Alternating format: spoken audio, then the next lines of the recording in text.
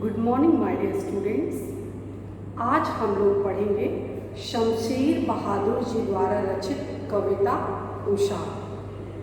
शमशेर बहादुर जी जो है वह प्रयोगवादी कवि के रूप में जाने जाते हैं। शमशेर बहादुर जी द्वारा रचित जो कविता उषा है ये आपका 6th लेसन है। उषा कविता में कवि ने जो घोरकालीन जो दृश्य होता है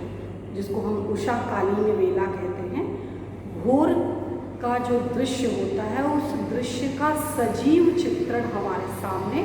प्रस्तुत किया गया है। यह जो दृश्य है यह दृश्य ग्रामीण अंचल में, ग्रामीण जो क्षेत्र हैं उन क्षेत्रों में जो दृश्य हैं वह ठीक ऐसे ही जैसे कवि ने वर्णन किया है, जैसे कवि ने प्रस्तुत किया है जो झांकी,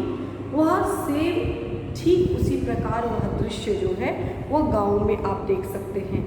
तो उषा कालीन वेला जो होती है वो तो शहर में भी होती है, गांव में भी होती है, लेकिन चूँकि गांव जो होता है वह शहर की अपेक्षा प्रदूषित जो होता है, गांव जो होता है प्रदूषित नहीं होता है, इसलिए उषा का जो सौंदर्य है, घोरकालीन वेला का जो सौंदर्य है जैसा कवि ने वर्णन किया है ठीक वैसा ही सौंदर्य आपको गांव में देखने को मिलेगा। शहर में भी उसी तरह से वर्णित होता है, शहर में भी उसी तरह का सूर्योदय होता है, लेकिन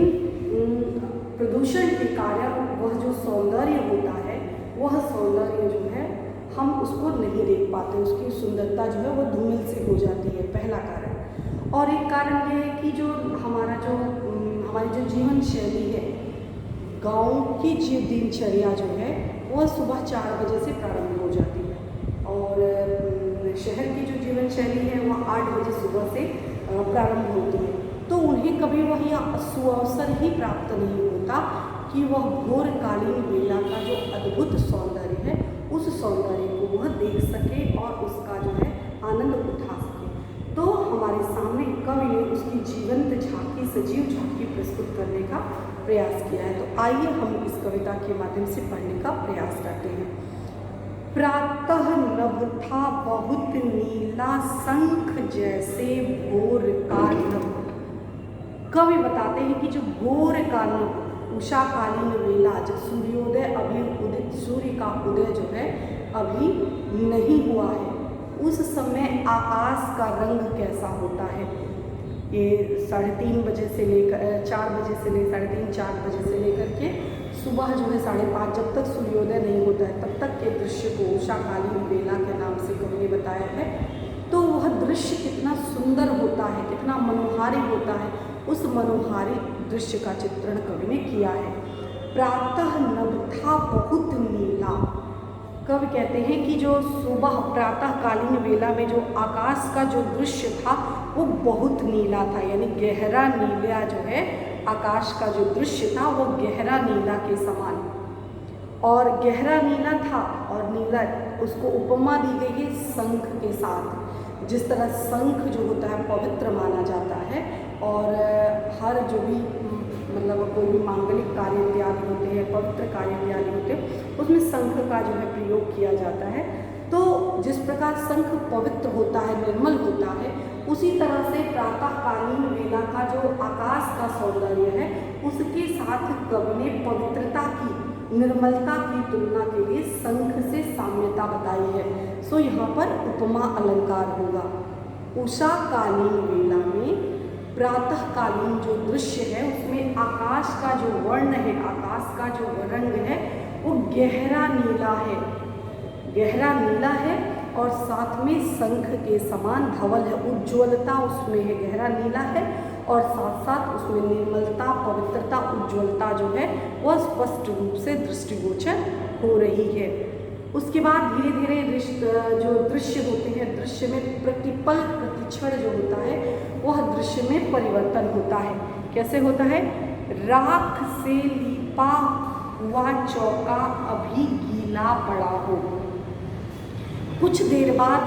जो आकाश का जो गहरा नीला कलर होता है, रंग होता है, उसमें परिवर्तन होता है। परिवर्तन किस प्रकार?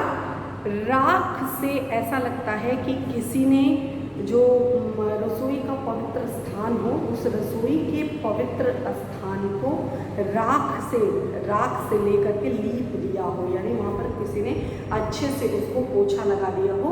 तो पूरे आकाश मंडल में जिस प्रकार राख का सुरमई कलर होता है, उस राख का पूरा जो वर्ण है पूरे आकाश में छा गया है। पहले आकाश का रंग गहरा नीला था, फिर थोड़ा उसमें दृश्य में परिवर्तन हुआ, थोड़ा जैसे जैसे समय बीत रहा था वैसे वैसे आकाश का रंग जो है, जिस प्रकार राख का रंग होता है, उस तरह से वह आकाश का रंग जो है वह जो है दिख रहा था। और उसके साथ एक बात और कि नीचे कोष्टक में कवि ने कहा कि अभी गीला पड़ा है, यानी जो आकाश का जो रंग है वह रंग सुरमई राख की कलर, राख के रंग के तरह है। और ऐसा लग रहा है जैसे पवित्र स्थान हो कि जो रसोई घर हो और उसको जिस तरह से ऐसे किसी ने पोछा लगा दिया हो, उसी तरह से आकाश का दृश्य जो है वह पूरे आकाश में जो है उसी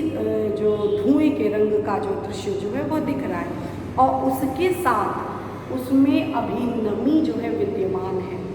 जैसे क्या होता है ओस के कारण, ओस की बूंदों के कारण अभी जो आकाश में जो है वह दृश्य जो है वह दिखाई दे रहा है, जिसमें अभी गीला पड़ा है, यानी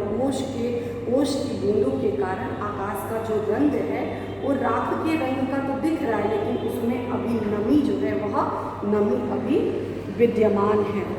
फिर उसके बाद कुछ समय उपरांत जो है दृश्य में परिवर्तन होता है, जैसे जैसे समय बीतता है, जैसे जैसे उषाकालीन वेला का कवि ने हमारे सामने शब्द चित्र हमारे सामने प्रस्तुत किया है। सो कहते हैं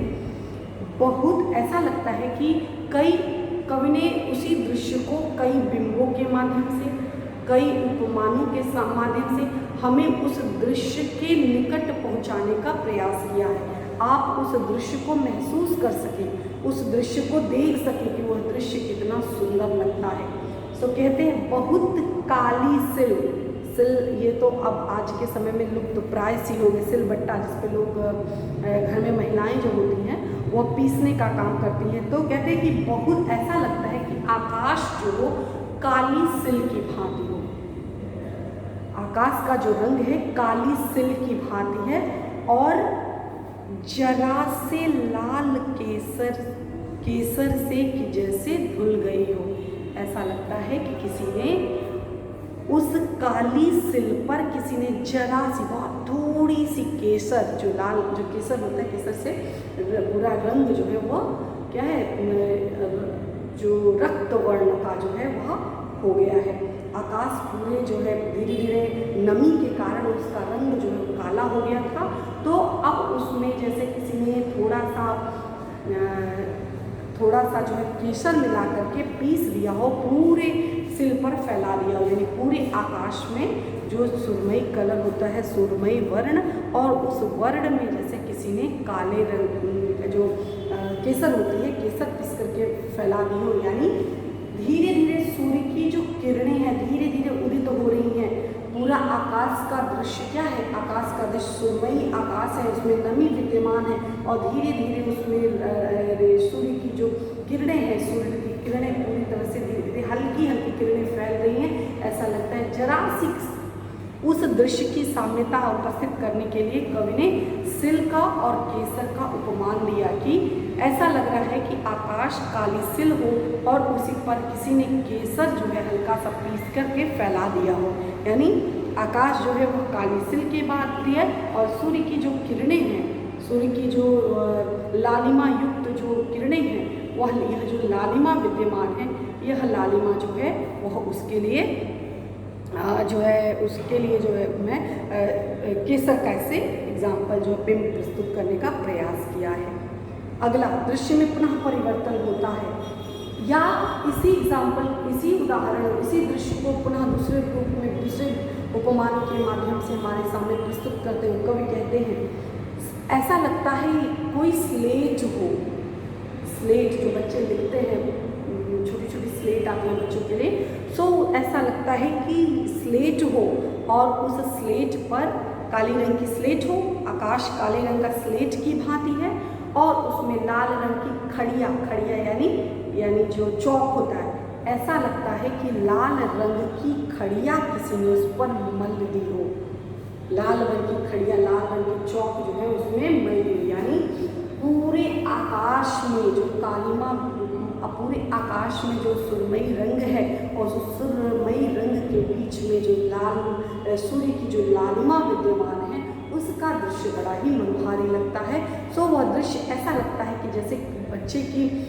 कल्पना हो, उसमें काली स्लेट हो और उस स्लेट में किसी ने लाल रंग की खड़िया जो है पूरी तरह से मल दी हो, तो वह दृश्य उसी तरह से जीवंत हो उठता है।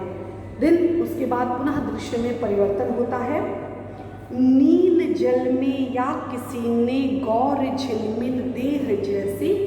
हिल रही, धीरे धीरे सूर्योदय और हो रहा है, धीरे धीरे जो है उषा जो है उषाकालीन दृश्य में परिवर्तन हो रहा है। सो ऐसा लगता है कि आकाश जो है नीला आकाश, नीले आकाश में नीले जल में ऐसा लगता है कि जो नीला आकाश है वो नीले जल की भांति है। नीला जैसे समुद्र, नीला जो ऐसे नदी हो गई, तो नीले जल में कोई सुंदरी हो, कोई एक सुंदरी हो, कोई एक नायिका हो और उस गौर वर्ण की नायिका हो, कोई गौर वर्ण की स्त्री हो और उसका शरीर जो है वह गौर वर्ण जो है उस नदी में, उस नीले रंग की जो नदी है उसमें झिलझिला रही हो, झिलमिला रही, उसकी चमक जो है चारों तरफ फैल रही है, उसकी जो दीप्ति है, कांति है, चारों दिशा में वो फैल रही हो। इसी का दृश्य हमारे सामने प्रस्तुत करने का प्रयास किया है। आकाश का वर्ण नीला है और उसमें सूर्य की चमचमाती जो किरणें पड़ रही हैं, वो उसी दृश्य को जीवंत करने के लिए कवि कहते हैं कि नीले जल में कोई एक स्त्री हो, गौर वर्ण की स्त्री हो, सूर्य की किरणें गौर वर्ण की स्त्री हो, जो वो नहा करके निकली हो, सो उसका गौर वर्ण चारों तरफ जो है वो फैल रहा हो। तो सूर्य, वह जो दृश्य, सूर्य के उदय होने का जो दृश्य है, उस दृश्य को कवि ने हमारे सामने जीवंत करने का प्रयास किया है। और पुनः और जादू टूटता है इस उषा का, अब सूर्योदय हो रहा है। धीरे धीरे दृश्य में एक एक करके दृश्य में परिवर्तन होता है और जो उषाकालीन वेला का जो जादू था, उषाकालीन वेला का जो सौंदर्य था, सूर्य के उदय हो जाने के पश्चात वह समस्त जो जादूगरी थी, जो जादू था, जो सौंदर्य था, वह लुप्त हो जाता है।